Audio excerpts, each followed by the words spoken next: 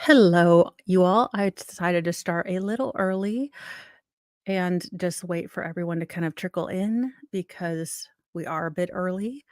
But yes, today I had heard from my friend who is a defense attorney practicing in the state that there might be something dropping in the Delphi case. Uh, and I was kind of surprised because I've got all of the, paperwork until May, and I have been working on a timeline. Now, they are going to be explaining,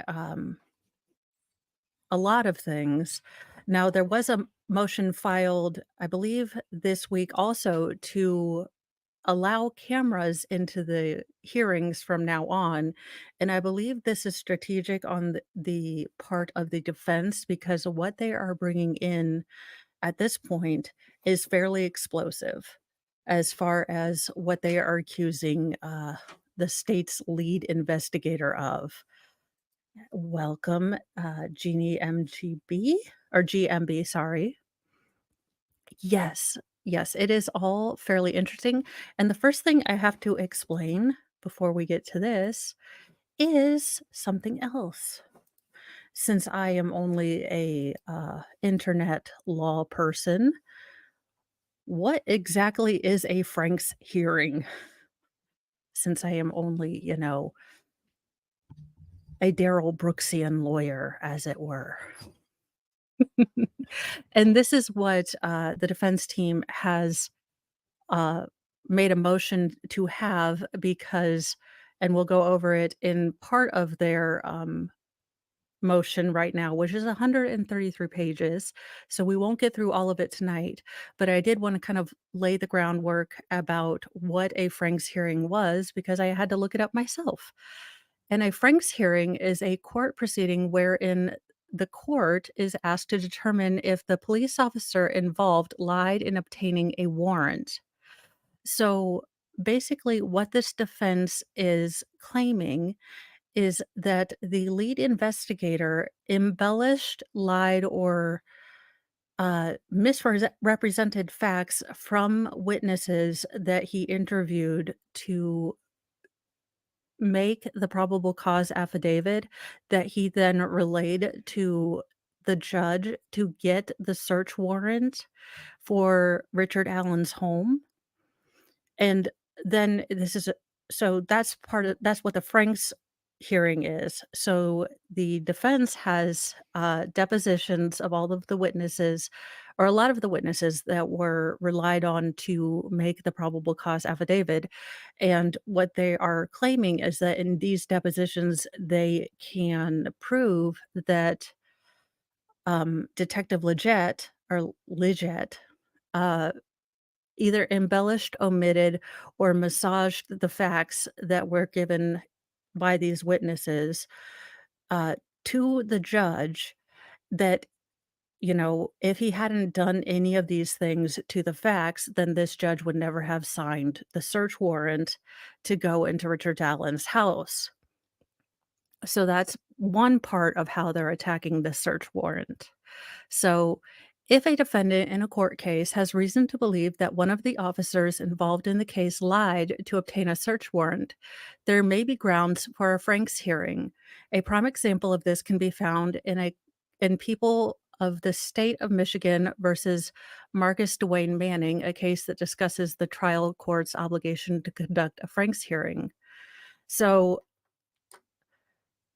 um, it goes on to explain possible grounds for a Franks hearing. A trial court is obligated to conduct a Franks hearing if only if the defendants make a preliminary showing that one, the affiant knowingly and intentionally or with reckless disregard for the truth included a false statement in the warrant affidavit, and two, the allegedly false statement was necessary to finding a probable cause. An illustration, Michigan versus Manning. In the above mentioned case, the defendant filed a motion for a Franks evidentiary hearing after being convicted of several charges. The defendant claimed that the search warrant used issued and used to search a hotel room rented by the defendant was obtained based on false information, and therefore the incriminating evidence discovered in executing that search warrant should have been inadmissible.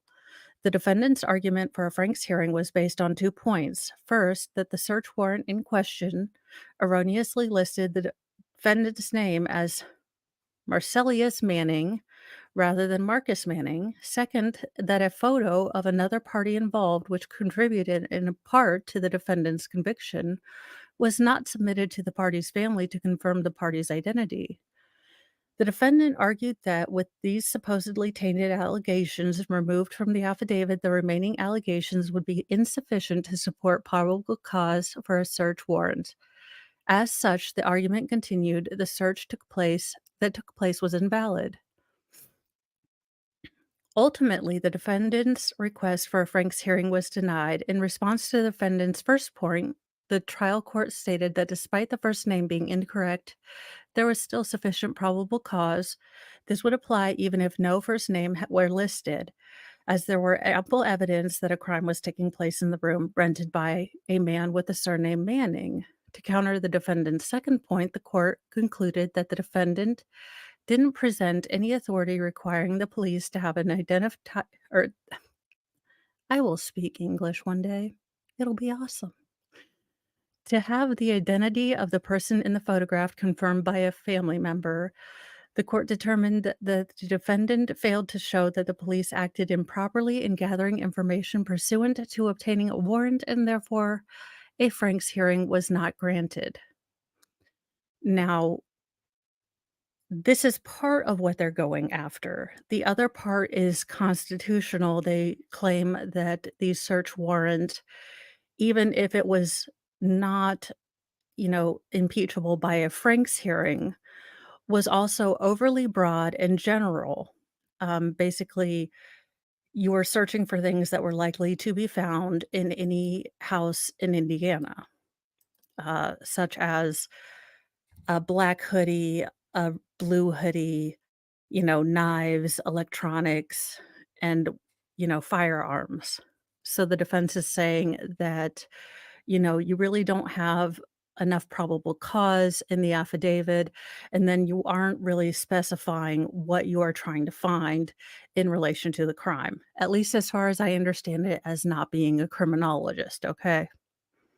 This is like, y'all know I'm not a lawyer or nothing. This is what it says.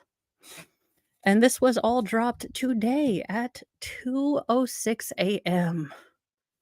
Memorandum in support of the accused motion for Frank's hearing comes now the accused Richard Allen by and through counsel Andrew J. Baldwin and Bradley A. Rossi, and files his memorandum in support of his request for a Frank's hearing.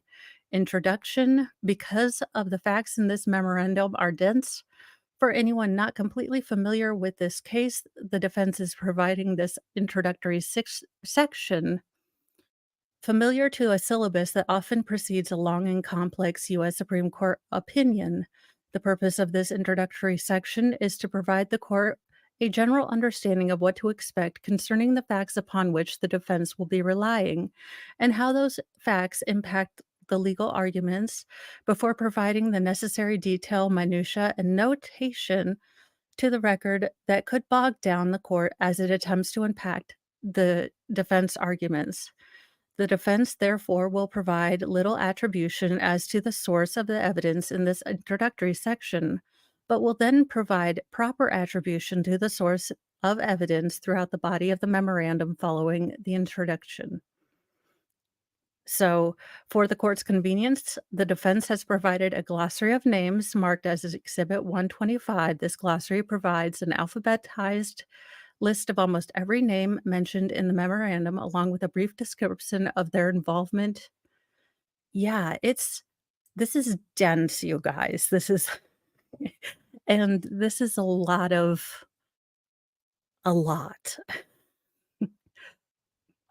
So there's a table of contents, 8 things to know, Odinism, Odinites, and runes, failure to pursue the Odinite links, Odinites in Westville Correctional Facility, guarding Richard Allen, Uh, my day is going pretty great. I have I we got, um, a we got Gareth, everything is going well, and I am up past 8 p.m. It is all going great. I am sufficiently caffeinated, and we are doing what we're doing. So I will probably get through at least the introduction today, but we will probably save the rest of this. I mean, as I said, it's a fairly long memoranda. So I will definitely get through probably at least the Odinites.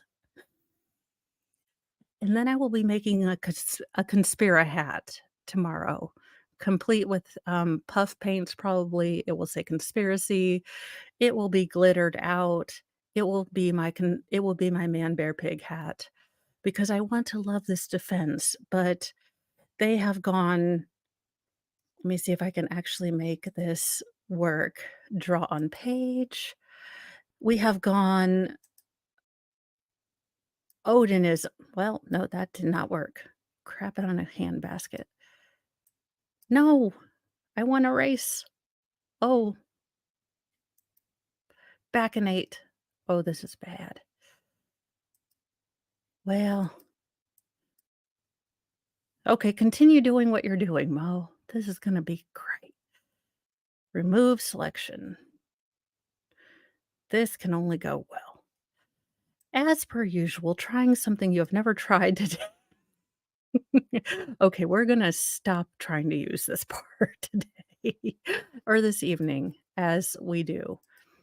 But it went full on. Yeah, yeah, it gets put on your tinfoil, it gets even weirder, and by weirder, I mean a whole lot weirder. It does not get, in fact, any less weird as we go on. No, I don't want you to do any more of this. I want to get out of here. How do I get out? Oh, yes, clear all drawings. Yes, thank you. And I want to get out of this. All right. No, cancel. We will figure this out. Aha, I figured it out. I have already had the boomer moment. So the defense gives an alternate theory in this memoranda. And in the introduction, we learn about some of their alternate theory that involves Odinism, Odinites, runes, failure to pursue Odinites links, Odinites in Westville Correctional Facility. That's where, yeah, sorry. No, Mo just did say runes. As I said, I will be making a Conspira hat. Um, the defense went full man, bear, pig. And I'm okay with it at this point, but I'm going to need all the evidence because they have gone full man, bear, pig, as it were. Legit concealed legit or legit, or he is the lead detective for the Carroll County, part of this investigation, so he would be their head, concealed certain witness testimony and falsified other witness testimony in order to prevent Legit's bogus timeline from being exposed to Judge Diner. Uh, Evidence supporting these facts were needle in a giant haystack of discovery, a five-part breakdown of a memoranda. So that's we will probably get to about page 19, in this evening's stream, is what I'm guessing, because as I said, this is fairly dense, and you will see. So, 8 things to know. Overwhelming evidence in this case supports the following. 1. Members of a pagan Norse religion called Odinism, hijacked by white supreme pizza nationalists, ritualistically sacrificed Abigail Williams and Liberty German. Yep, that's how we open this memoranda. I shit you not.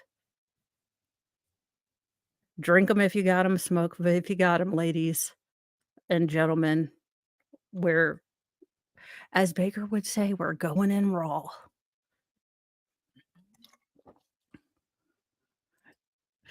Uh, I done told you it's spicy. 2, very early on, those in charge of the Delphi murder investigation claimed they consulted with a Purdue professor concerning what resembled possible Odinism signatures left behind at the crime scene.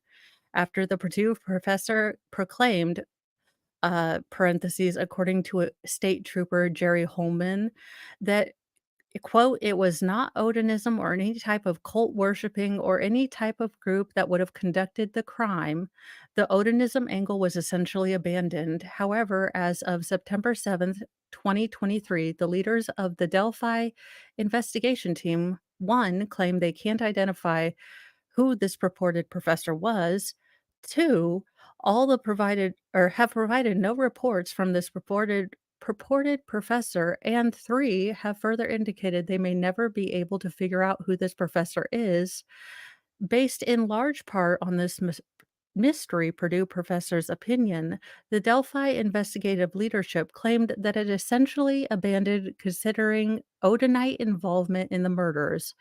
And then years passed: 2018, 2019, 2020, 2021, 2022. Thankfully, during those past year, law enforcement officers Kevin Murphy, Greg Frenzy, and Todd Click continued to pursue the truth. Because of their curiosity and investigative efforts, the evidence establishing the names of the likely murdering members of this Odinite cult became known to the Delphi investigative leadership no later than February 2018. You guys, y- d- y- I told you, look, y'all, I told you I'm getting a Conspira hat. I mean, I done, everyone has been speculating, but I don't think we ever speculated Odinites. Where is Nicholas when you need him? I know it's like 3 o'clock in the morning there, but where is he when we need a real Odinite expert? Oh my god. All right. Due to either incompetence or concerted intentionality, those in charge of the investigation refused to arrest or even properly investigate these obvious suspects. 3. On May 1st, 2023, the state of Indiana, by way of prosecutor Nick McClelland, received a letter from former Rushville Assistant Police Chief Todd Click, now retired. As stated in the previous paragraph, Click, Murphy, and Frenzy were 3 of the law enforcement officers who worked on the Delphi murder case, particularly focused on the Odinite angles as it intersected with suspects in Rushville, Indiana. After reading Richard Allen's probable cause affidavit, Click became very concerned that the information contained in Richard Allen's affidavit pointing the finger at Richard Allen was far less compelling than the totality of information that Detective Frenzy, Detective Murphy, and Officer Click had accumulated during the Rushville portion of the investigation. Look, yeah. Yeah, I think definitely we need to do a deep dive into Purdue, the professor. I'm gonna have to see if there's a an expert in Odinite religions or cult religions in Purdue. That will be something I'll look up, tomorrow when I wake up. Maybe I can figure out if there's a suspect, because who knows? Maybe I'll find him. Maybe they meant Mennonites. I'm joking. It's a joke. They're like, "Darn no electricity." Alright.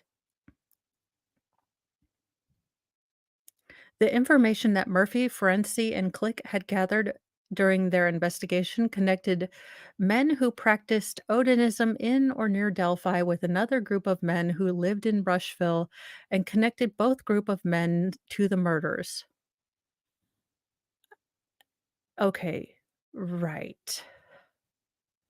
Interesting. Click was concerned for For some reason, the leadership of the investigative team had failed to share with prosecutor McClelland the evidence gathered by Click, Forensi, and Murphy. Click's concerns led him to seek out a lawyer to assist him in drafting of a letter. This letter was sent to McClelland, so a copy of that letter is attached here too and marked as Exhibit 3. So once we get to the end of the document, we can read about Click's letter to obviously the prosecutor.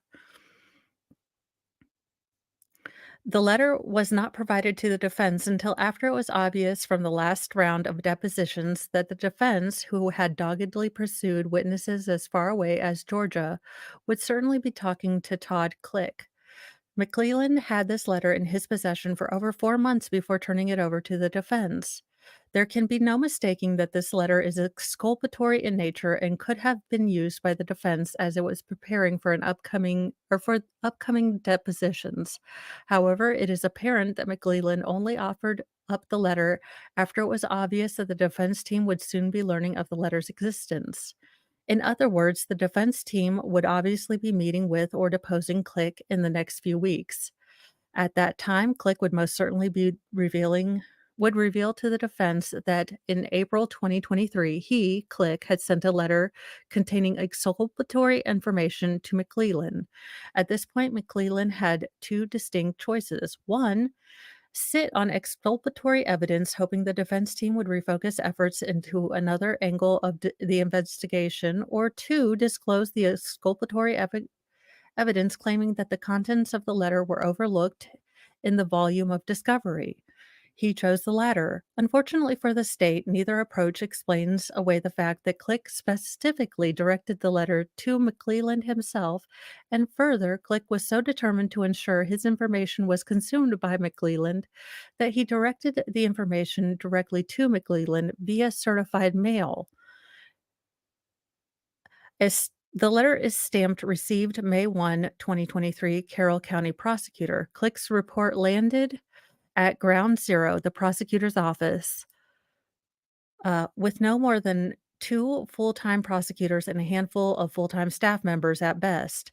Could this exculpatory evidence have been completely overlooked? Not plausible. Wow, shade.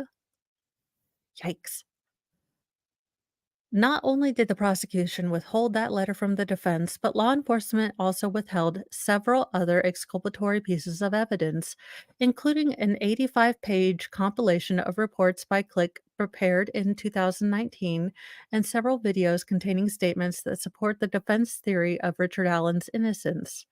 This 85-page report detailed investigative work performed by Click, Forensi, and Murphy, and others, including the FBI. According to the summary of Click's investigation he attached with his letter, the Behavioral Analyst Unit, BAU, of the FBI determined that individuals responsible for the homicides were involved with Nordic beliefs. This was news to the defense, as no member of the unified command in charge of the investigation revealed this information to the defense during recent depositions. This includes Trooper Holman, who told the defense he couldn't remember if the FBI's BAU unit determined one way or another whether those with Nordic beliefs had been involved in the murder. At least up until the time of filing, the prosecution has provided no evidence whatsoever of the FBI's BAU unit concerning involvement of Odinists in the murder. None. The letter that Click sent to McClelland was the first that the defense had heard of the FBI actually believed that Odinists were likely involved. In other words, this report contained exculpatory evidence that Unified Command concealed from the defense. This information was and is crucial for Richard Allen's defense. Some of this exculpatory evidence in the form of videos was finally released to the defense on September 8th, 2023, over 9 months after defense counsel entered their appearance. The defense is still reviewing this September 8th evidence dump. In the brief time the defense has had to review this newly received evidence, it has found exculpatory evidence both in videos the defense has watched and documents the defense has reviewed. While the prosecution has been holding on to this exculpatory evidence, Richard Allen has been living in hell. Lastly, the evidence will show in the week of August 28th, 2023, Prosecutor McClelland and State Trooper Jerry Holman requested a meeting with Todd Click. By this time, the defense had taken several depositions, including Holman, Leggett, and Lesenby, and the prosecution and Delphi investigative leadership knew that for a while the defense team had, excuse me, let's see. So it looks like they've been keeping track of everything, and it sounds like the state is involved in normal state shadiness on 12. But again, this is from the or this defense's side, so maybe the state has, you know, actual reasons as such. Probably not, but uh, the defense had been aware of the Odinist evidence and at the least, the evidence that the prosecution had turned over to the defense scattered throughout multiple hard drives and many flash disks. The prosecution had learned in early August that the defense had figured out the strong Odinist ties to the crimes, despite the apparent attempts of the prosecution, Leggett and Holman, to hide this exculpatory evidence from the defense. Alrighty. I mean, I'm not knocking it. I'm just saying I'm going to need to see like hard evidence of Odinism, and I'm going to need to research Odinism now because the only thing I've heard of it is every time I picture Odinism now, I just picture Nick in like a forest drinking a lot from a Viking cup, which I know is absolutely not how you would even celebrate the religion, but that's just how I see it playing out in my headcanon. So I can't imagine how any of this has to do with 2 young girls losing their life the day before Valentine's Day, but let's continue. Wanting to allay his fears that an innocent man was still sitting in Westville, Click agreed to attend a meeting with Holman, hoping he would learn that evidence did in fact exist linking Richard Allen to the murder. Click's hopes were dashed. Paragraph 17 of Click's affidavit. Upon directing the letter to Mr. McClelland, I heard nothing from the prosecutor's office or any other members of the United Command until I received phone calls on August 23rd and August 25th of 2023, which involved brief discussions regarding scheduling. During these phone calls, it was requested that I meet with Trooper Holman during the week of September 4th, 2023. I was informed that law enforcement officials intended to sit down with me and discuss the reason why Richard Allen was responsible for these crimes. I was told that he, Jerry Holman, wanted to put my mind at ease. However, during the meeting with Detective Holman and a second detective whose name I'm unfamiliar with, there was no discussion or offering as to why they believed Richard Allen was guilty of the charged crime.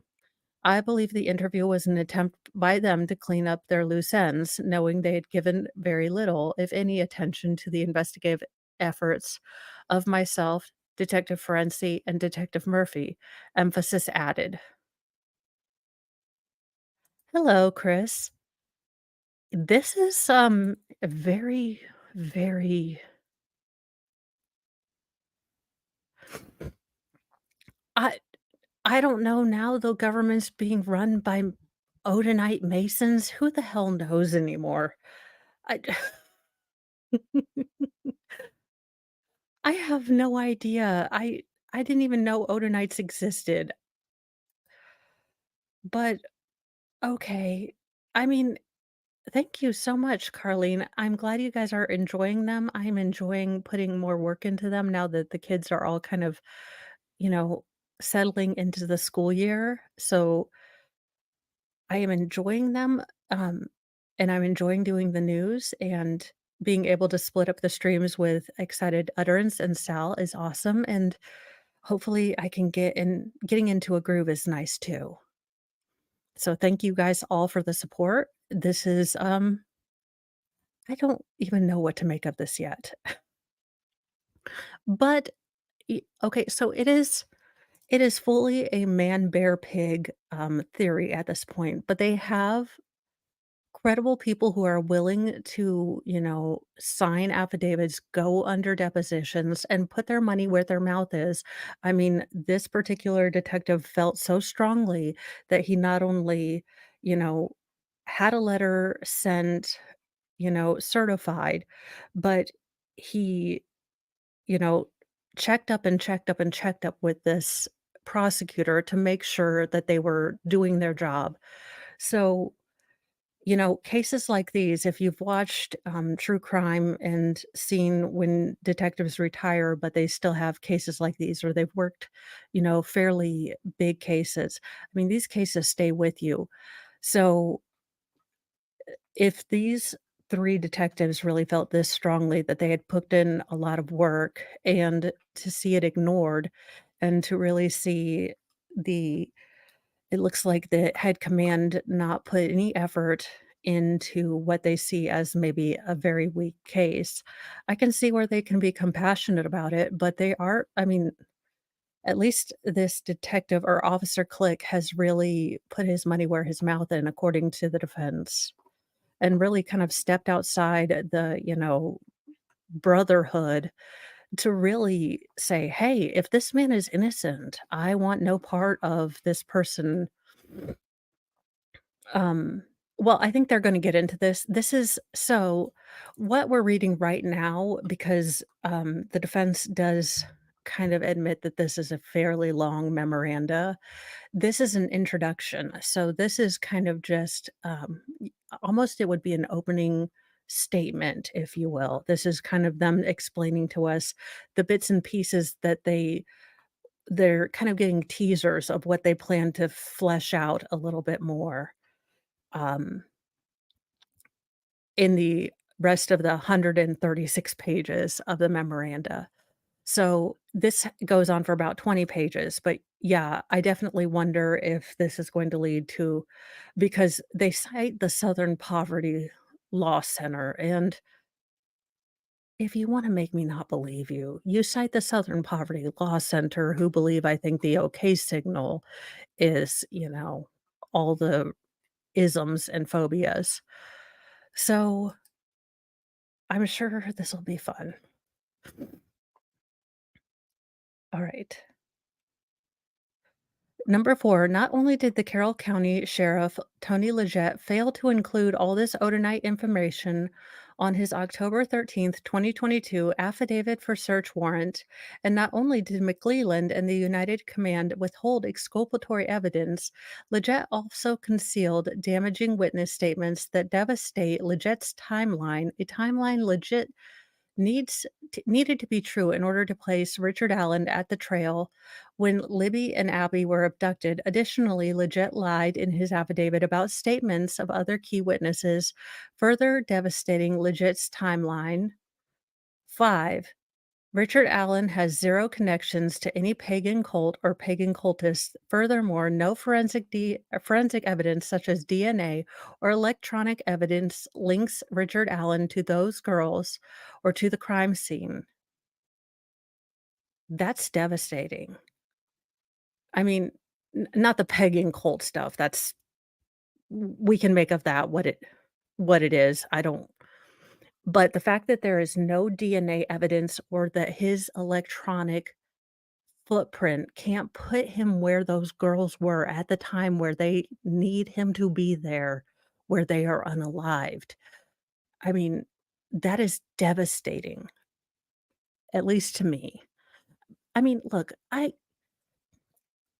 would the man, bear, pig, super serial part of me love to find, like, the biggest active Odin cult active everywhere here.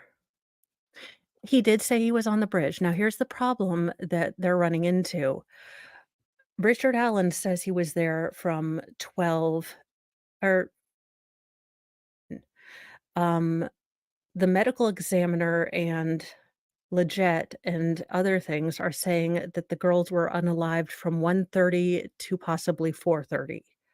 So, If they go by that medical evidence timeline, Richard Allen wasn't there. Now, that'll all come out a little bit later in the affidavit according to what kind of the short video that I did where they just kind of skim through things, but I'm sure more things will make sense. But also, it was a violent crime. I mean, there was stabbings, there was a lot of violence, and for him not to leave any DNA evidence,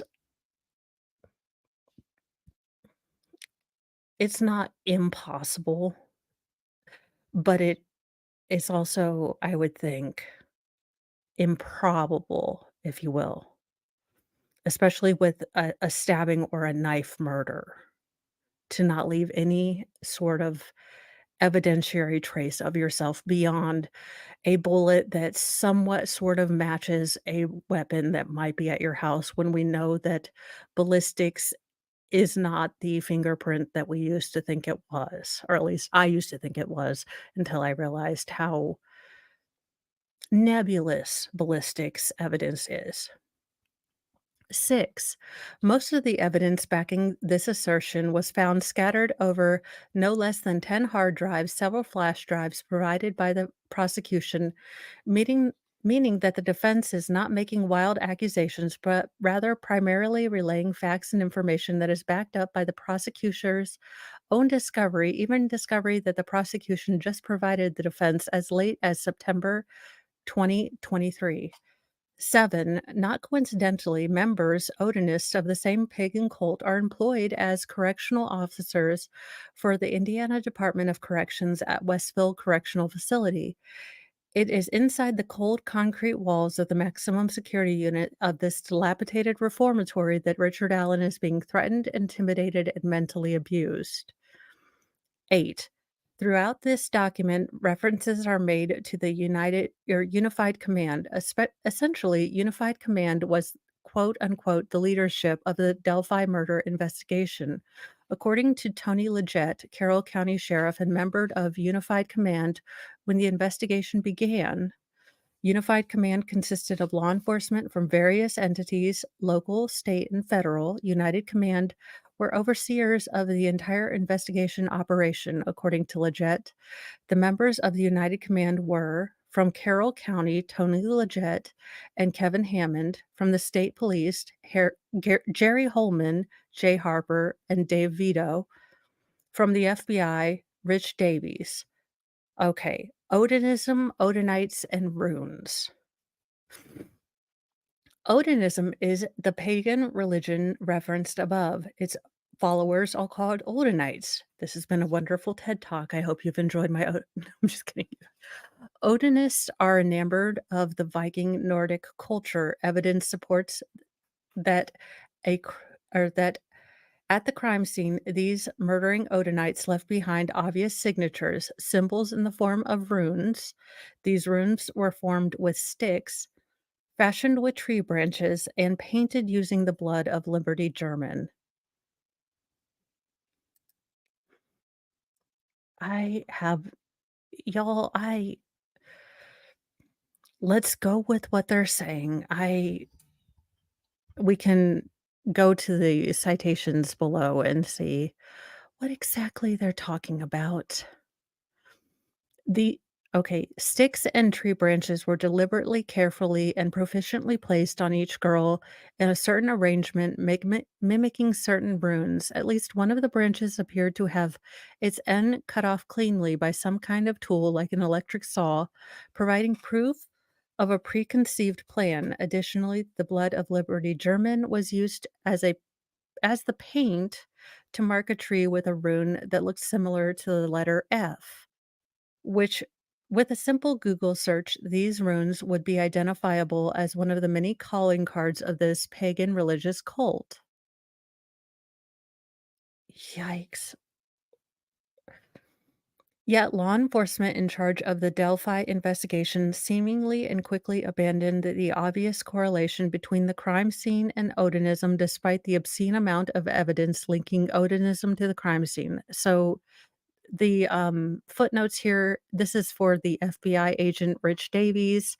Although State Police Superintendent Doug Carter pulled the plug and kicked the FBI off the Delphi murder case around 2021 over some conflicts, according to Jerry Holman, Holman deposition pages 123 to 130. Interestingly, Tony Leggett, who was deposed before Holman, claimed under oath that Douglas Carter was not involved in making the decision for the case. Leggett Depo, page 30, lines 10 through 24. Furthermore, he Leggett claimed to be unaware that the FBI was even kicked out, let alone that the agency had actually kicked out the FBI from investigating the Delphi case. Leggett Depo, page 64, lines 14 through 25. It's quite odd, but that the salient topic of Doug Carter's kicking the FBI off the Delphi case would never have been discussed between Leggett and Holman, who are working closely on one with one another in the unified command. If that can be believed, it would be quite perplexing. Ah, excuse me. I don't know if my allergies are acting up or what, but my nose is going nuts. So I love it when the trees are having fun. So this points out to all the shenanigans. I like how they're adding this footnote because, again, when you're making a big ask and you're asking me to buy Odinism, I need you to have all the receipts. I need you to have all the recipients, if you will. So having this, right here, the 8 where you go through line through their deposition and kind of pull out the logic-o-meter when you're like, "Wait a minute, you said that you kicked out the FBI because, they started making you big mad," and this other guy's like, "The FBI's always been here. What are you talking about, Joe?"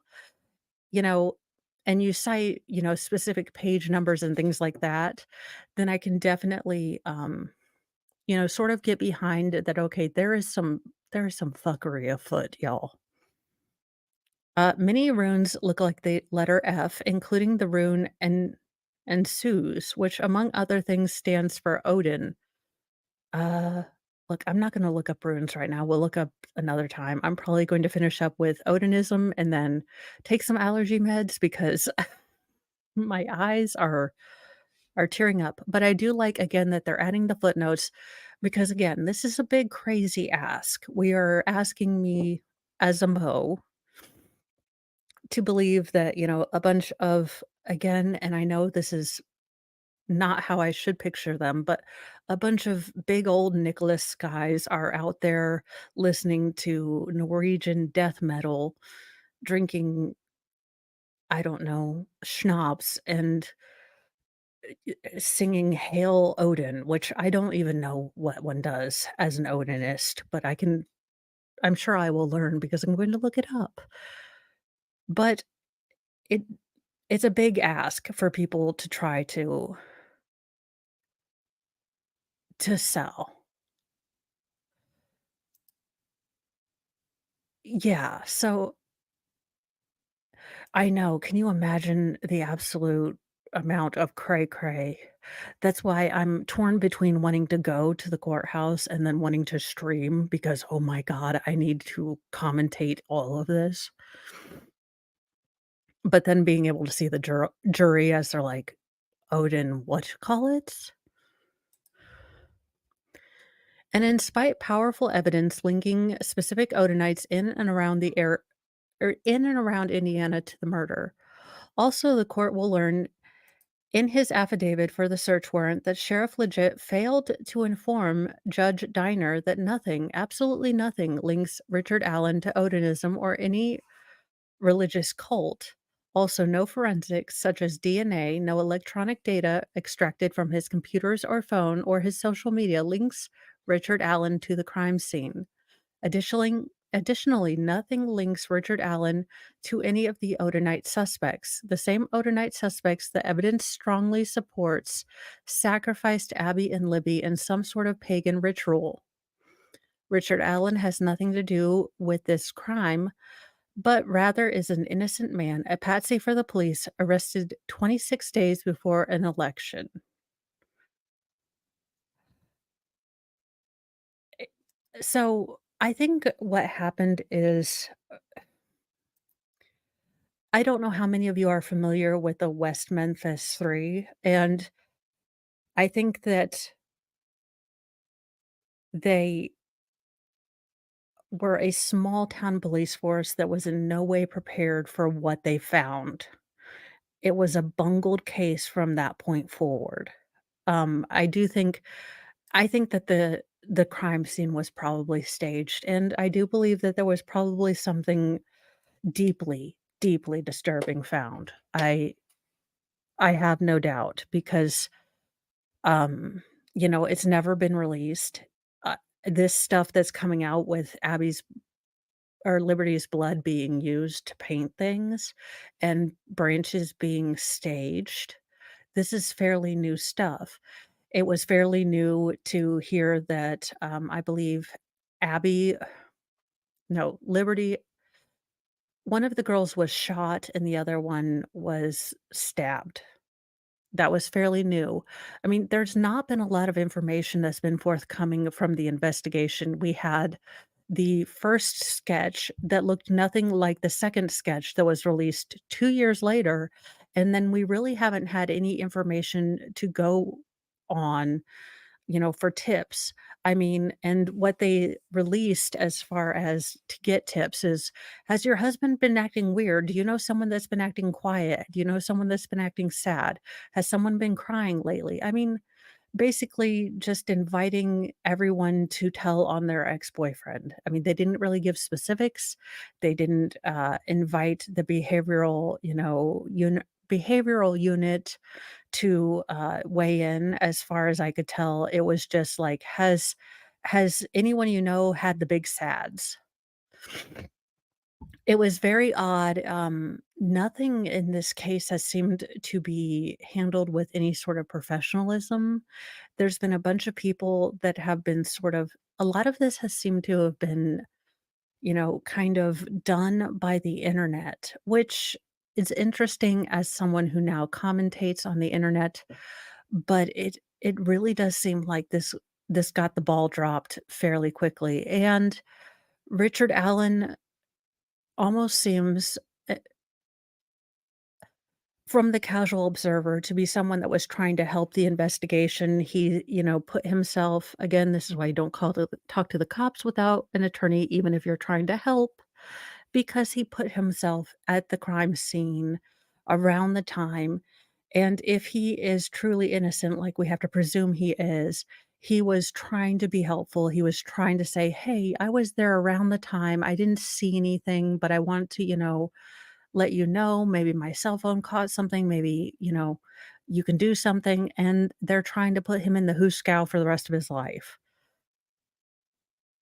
I am probably going to finish up here for tonight, and then we will go with the failure to, look at Odinist, links because this is a fairly long and involved one, and I think we might need the big board, because there's a lot of intersecting things. I mean, this is almost to the Karen Reed level of we are going to need a turtle boy kind of whiteboard to go on with this. So, I know it wasn't a really long stream, but I hope this has kind of gotten you interested in the new stuff that is going to come out. I do think that the defense attorneys are being it is nice to see defense attorneys for once be strategery and, um, proactive for um, for their client.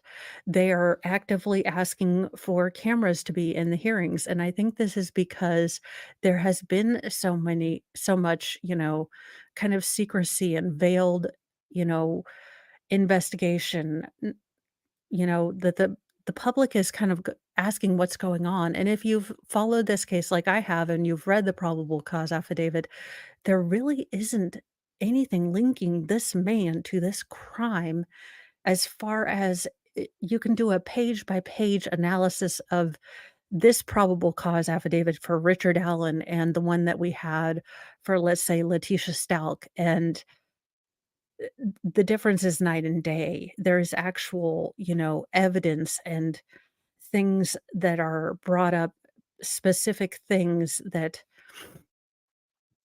can, really point to Letitia probably being, the one that you should investigate. And with Richard Allen, it's just shenanigans. The, mystery vehicle goes from being a 1965, I think Camaro or Corvair to, a purple PT Cruiser to a minivan to a mini SUV to a smart car to a 19 or no, a 2000, 12 black Ford Focus that happens to be Richard Allen's car after allegedly Leggett, you know, finesses certain things. You're going to get depositions from witnesses that will, again, under oath, claim that what they told this particular officer is not what was put in the probable cause affidavit.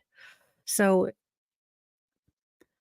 the part that really ticks me off, and the part that is going to be heartbreaking if this whole case implodes, which it might, is that these families in this town has been sold for almost a year and a half that we've found the guy. We done found him, he's done confessed like 5 bajillion and 100 times.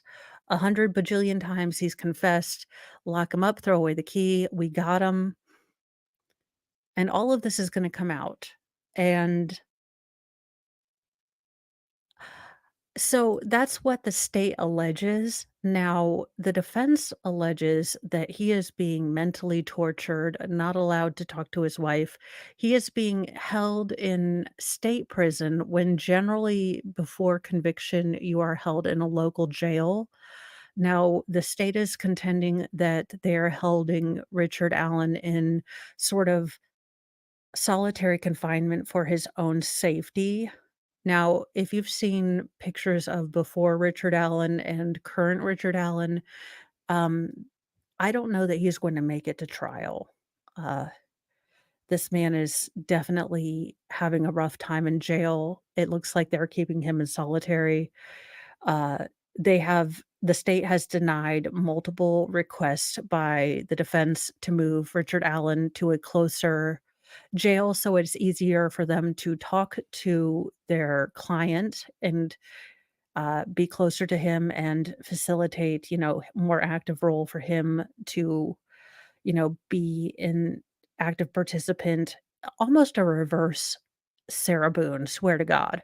There's also been other inmates that uh, have written to, I think, the defense and also to the state board claiming that Richard Allen is being abused, that certain guards are taunting him, being mentally and physically abusive, against him. Now, again, these are allegations from a fellow prisoner, so I don't know how, you know, legitimate they are, but they have been included in the document dump that I'm currently working on a timeline for.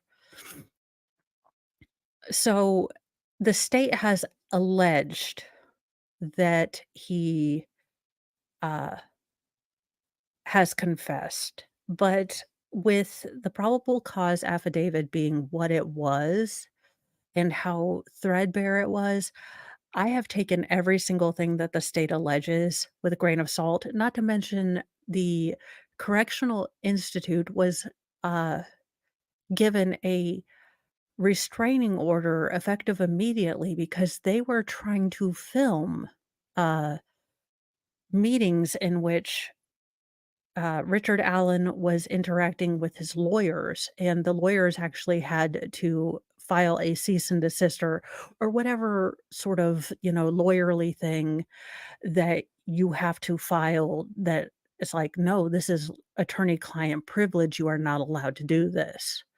So, I don't know if the state has more than what they're showing, if this is all stuff that, well, I would love to talk to you if sometime you wanna talk, but I am going to head out of here soon because my eyes are I don't know what the heck is, allergy-wise. Yeah, I don't see a lot of people doing this. I see a lot of the true crimers kind of saying, "Oh, well, he confessed, and then that's it." And they don't look at the probable cause affidavit, they don't look at anything else, and then when I kind of say something to the alternative, they're like, "But he confessed," and I'm like, "But the state said it, and the state is as ho, as we know." And and again, look, I'm just saying as it's only noticeable because we've looked through other probable cause affidavits and we've seen different cases where we've seen actual evidence and we've seen actually how these things are put together when prosecutors have evidence. When prosecution has like Daryl Brooks level of evidence, we see how they run a case. They run it tight, they don't use emotions, they don't do that kind of thing. When they have this type of case where they have nothing to link him, especially no electronic linkage, that's the part that's killing me because he was on his phone. He said he was looking at stock ticker stuff while he was walking. If he was anywhere near those girls at the time of their death, his phone would have been pinging all over the place. If they could have placed him anywhere near those girls, his grassy ass would have been, or his assy ass would have been grassy ass. So the fact that they can't, I don't know what they're trying to, if they're just trying to hold on to that one bullet that sort of matches his gun. That's all they have, and the defense has already written a motion that they want to suppress the ballistics evidence because of the Maryland Supreme Court, which I don't know how state, I'll have to ask David as a non-lawyer. Um, but Maryland and other Supreme Courts around the country are really, you know, putting into context how ballistics information must be presented to a jury, that it's not the fingerprint, the 100% that, we kind of, or at least I used to think it was, that it has to be, kind of excluded, cannot be excluded, but you can't sort of, well, I'm just saying this is what they're going with. I am presenting both sides. I have the full timeline that I'm working on. That, particular document dump from May was 286 pages. So there was a lot of back and forth motioning between the state and the defense, and a lot of it was, a lot of this. Now, I will say that the defense had prior put in a motion to suppress. Now, they have 3 girls who said they saw someone like him, but every single one of those 3 girls had a slightly different,